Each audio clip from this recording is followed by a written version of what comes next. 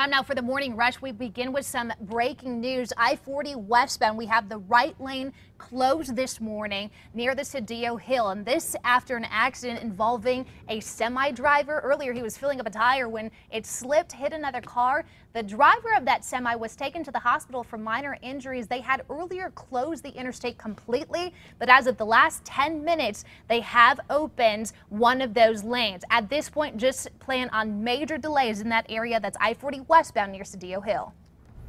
Well, APD's Accident Review Board is taking a close look at a crash to see if it was the officer who was at fault. Officer claims a driver ran a red light, so he chased him near southbound Coors in Montano. Now, a report says that Callanan then broadsided a driver who was heading north on Montano through the green light. In new lapel video, witnesses, including the driver, say that the officer did not have lights on or sirens running. Officer Callanan says his emergency lights were on. Now, if his lights were not on, that would violate APD's standard operating procedures. This morning, all 103 people aboard a downed plane in northern Mexico are alive, and the investigation into the cause is ramping up. Aeromexico Flight 2431 crashed shortly after takeoff as witnesses say a storm was rolling through the area. First responders were on scene in minutes to extinguish the flames and evacuate the survivors. Mexican officials say most were able to walk away from the wreckage. About half of those on board were hospitalized. The pilot is also said to be the most seriously injured. President Trump and his administration are considering raising the pending tariffs on $200 billion worth of Chinese goods. Now, the plan is to raise the tariff rate from 10% to 25%, and it could come as early as September. Already a 25% tariff on $34 billion worth of Chinese goods has been imposed. A second round of tariffs on products worth about $16 billion could take effect as early as this week. Kristen? More spotty to scattered storms in the area today. These fire up over the mountains, then drift south into surrounding lower elevations. There is still potential for these storms to be strong to even severe this afternoon. Threats will be more hail, strong damaging winds, as well as heavy rain causing localized flooding. David? After agreeing to return the remains of U.S. soldiers from the Korean War, North Korea has provided only a single dog tag to help identify the 55 cases of remains that were given to U.S. officials on Friday. One official is saying that this lack of information will make identifying the remains difficult, and that could take anywhere from a few months to a few years to identify all 55 remains. Apple is on track right now to be the first trillion-dollar company ever. That's a one with 12 zeros behind it. The company is currently valued at around $935 billion. To reach the $1 trillion mark, their stock only needs to go up about 7%.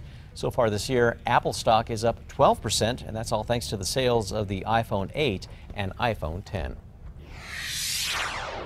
Well, this morning, officials say 20 people are missing in a massive California fire, and at least 6 are confirmed dead.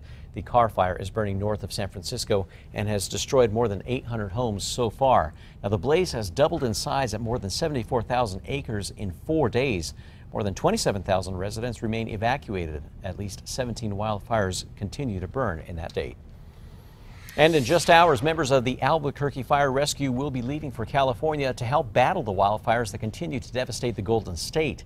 Now, the team will be part of a task force of resources going from New Mexico.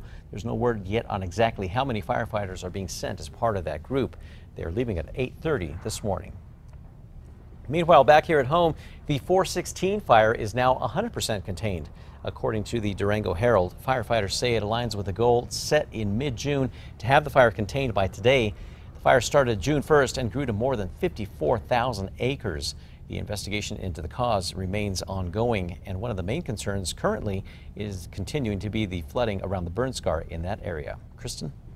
Metro Threat Index at a 4 for today, watching for those spotty to even scattered storms and showers at times. Winds, hail, heavy rain expected here in the metro later this afternoon into this evening. David? Police continue their search for leads after a woman's purse stolen from her car, and the thief cost her more than her purse. It also cost her groceries. An officer eventually made it up to her. While the woman was waiting for police, she says groceries she had just bought went bad.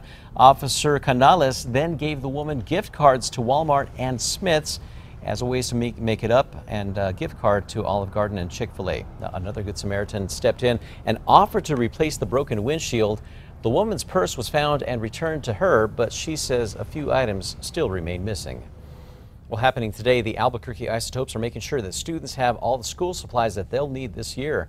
Fans coming to this week's homestand against Round Rock and New Orleans can drop off school supplies in boxes at the gates.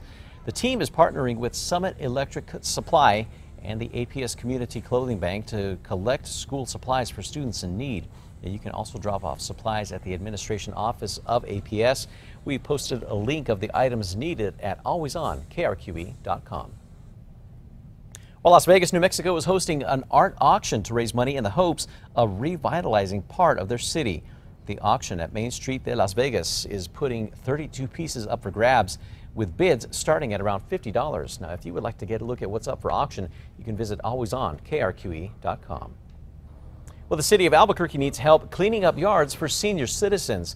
This all comes as they say many are still unable to clean their own yards themselves or don't have the necessary resources to do so. The Senior Affairs Department is looking for volunteers willing to lend a hand. There are dates available for the first 2 weeks of August. And for more information on that, we posted links at alwaysonkRQE.com. Well, an original New Mexico Oktoberfest is right around the corner. 7 breweries are joining Marble Brewery to put on Marble Fest. And this is an all-day celebration of all things, of course, beer. The stage will be set at Marble's downtown location and feature 6 different bands, German-inspired beer, and 4 food trucks. This is all going to kick off on Saturday, September 29th, and that's at noon.